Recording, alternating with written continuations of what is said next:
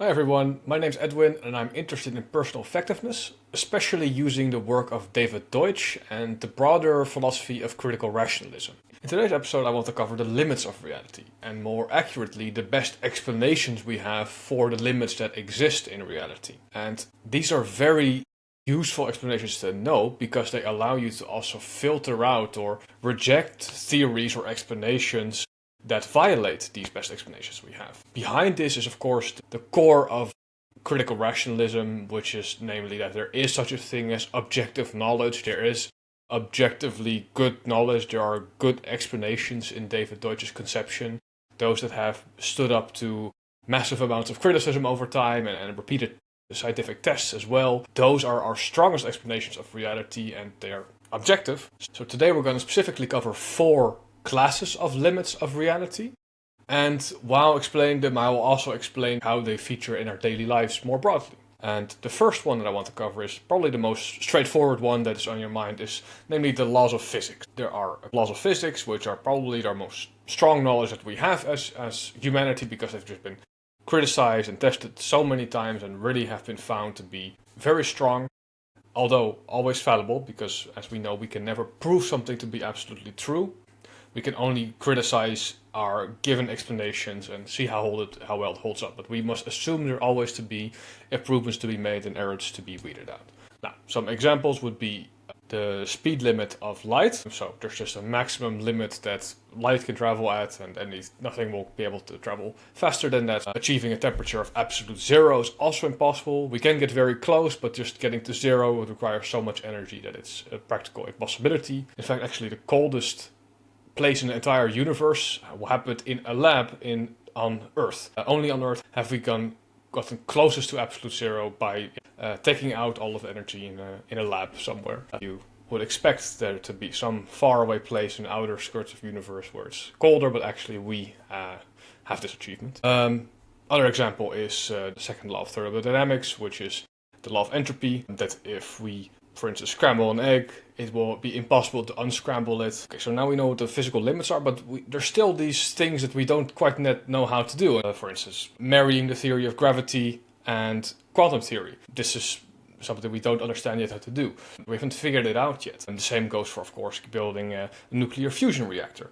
We know it's possible because it happens inside of big stars, but we simply don't know yet exactly how we can simulate those conditions in a nuclear fusion reactor. We're getting very close, and hopefully we're going to be there soon. But there's many things which we don't know yet how it works. Knowledge creation is the thing that's lacking there, and it's not necessarily that there's just some fundamental limit that we haven't stumbled into yet.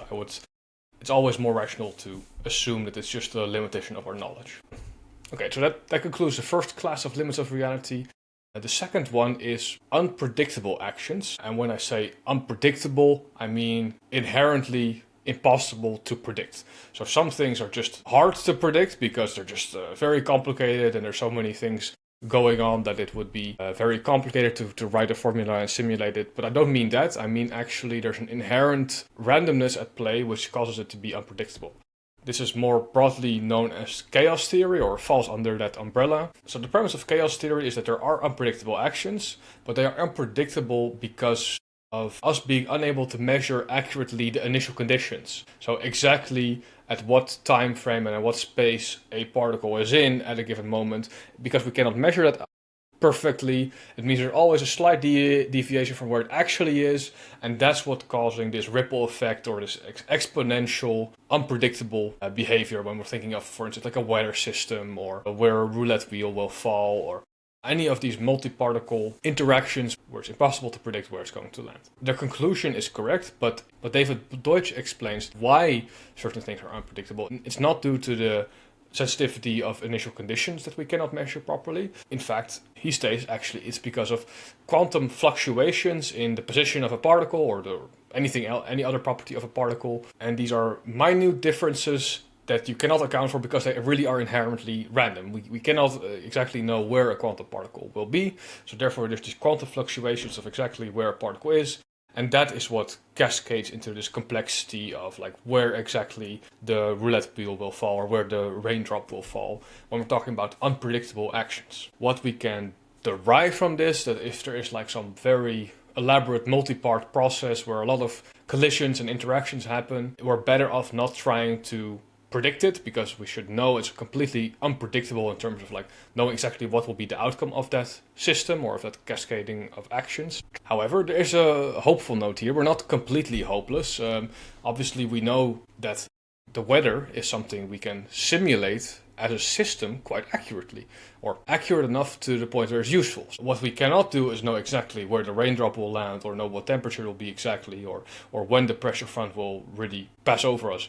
But we do have a good enough approximation so that we can play the odds. If you check your weather app in the morning and you see there's a high percentage chance of rain, or the temperature this way, you can still decide on how you dress and have a reasonable level of accuracy from the way that the system is modeled. And the same way, if you're in a casino and you know the expected value of all of the different variations, even though the exact hands and exact placement of the ball and the dice are random, we still can play the odds. Now let's move on to the third class of the limits of reality, and that is a special type of unpredictability, that's unknowability.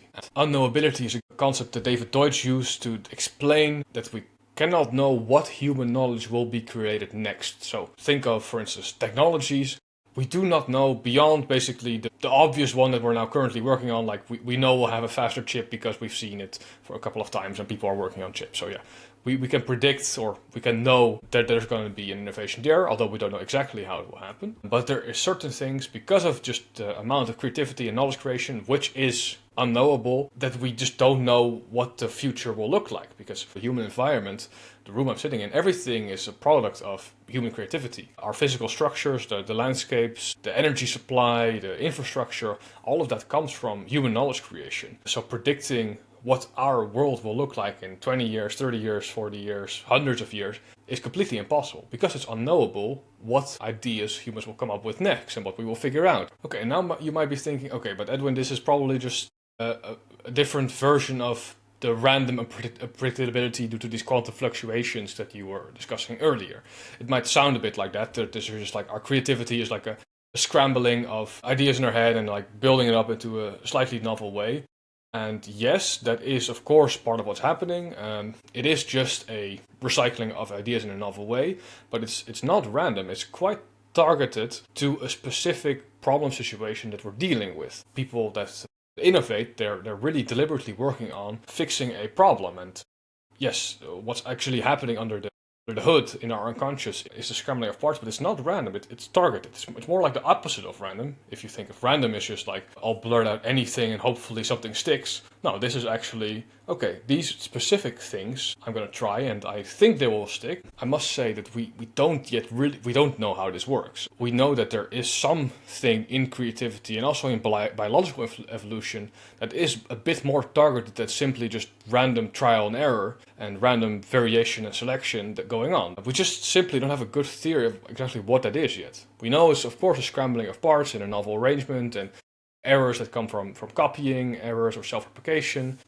At that level we know what's going on, but there's still this non-randomness involved, which is an interesting one. Okay, and that leads us to the fourth and final class of limits of reality, and that is intractable actions. This is one you probably will encounter less frequently in day-to-day, but an intractable limit is something that we in principle know how to overcome, but we cannot do it because the resources required for it are unavailable. For instance, we could make this beautiful formula, but we don't yet have the technology to build a computer that can handle it, or that it would take so long that the heat death of the universe would happen before a computation is done. That's an intractable problem, or an intractable limit. There is one type of intractable actions that we really cannot compute at all at present. The first type of intractable actions where we could, if we had a strong enough computer, in practice, those are largely solved. We have supercomputers, we have done most of our calculations that we could do with a classical computer. However, there is this pesky other type of algorithm, which are quantum algorithms that require quantum computers to run them, that we don't simply have the quantum computers yet powerful enough to run them. So one example is the encryption algorithm, which we use currently to encrypt many of our private and sensitive data in the digital world. This is an algorithm that could be broken by a quantum computer. We know we could never solve them with a classical computer because they would be intractable. They would just take too much energy to compute to ever be possible in our universe. And we could run them with just a quite basic quantum computer once we build it. We have quantum computers, but they're still very limited. And once we get a universal quantum computer that is relatively reliable, then we'll all of a sudden unlock these quantum algorithms and be able to factorize large numbers and do things like calculating multiple different variants very quickly, which a classical algorithm could never do. So now we've covered 4 classes of the limits of reality, and what we get from this is, okay, anything that violates these principles we should not take seriously, or we should try to find an alternative explanation that does not violate them. But it also brings us this very hopeful message that, okay, if something does not violate these 4 limits, it must be possible. This is also the principle of optimism that David Deutsch often repeats, and which I really take to heart, namely that every problem is soluble as long as it doesn't violate the laws of physics. It just will require knowledge creation and human innovation and creativity and correcting errors. And basically maximizing our potential for error correction, and that is what's going to lead us to a more prosperous future. So as individuals, we sometimes fall into this pessimism of thinking my influence is super limited in reality because of all these oppressive systems or these traumas I've gone through. I'm a drop in a bucket, but this is the wrong framing. What we should be excited about and really embody is that we are human, capable of human creativity and knowledge creation, and therefore we can do anything that is not forbidden by the laws of nature. So we can come up with a business plan, we come up with a scientific theory, we can create a beautiful piece of music or art, or create whatever little niche thing we so desire. That is what we can do, and we do not have to focus on those hindrances along the way. We can always creatively circumvent that if they are not a law of nature. And almost always they are not a law of nature, they are just something we can deal with. One last thing I want to touch on is that this mode of explanation of possible and impossible transformations is actually also a novel addition or an insight by David Deutsch, considering how to phrase our laws of physics in this new way of possible and impossible transformations, rather than the current classical conception of always expressing it as like predictive formula, where you have initial conditions, a law of nature in the form of a formula, and a prediction or an output. It has brought us very far, this mode of explanation, but thinking of this new way of possible and impossible transformations according to constructor theory could be a great way to think of completely novel scientific theories. David Deutsch and Chiara Merletto have already been working on various theories phrased as constructor theories. For instance, the constructor theory of time, and there's a constructor theory of information. I'll drop links below to some work on that. If you're interested in learning more about personal effectiveness and applying the ideas of David Deutsch, I recommend subscribing to their channel and also sign up for updates on my upcoming book release, which is called The 4 Acts. And the video is derived from one of the chapters of it, which is The Limits of Reality. So if you find it interesting, do consider also signing up for that release. Links to everything in the description as always, and have a great day.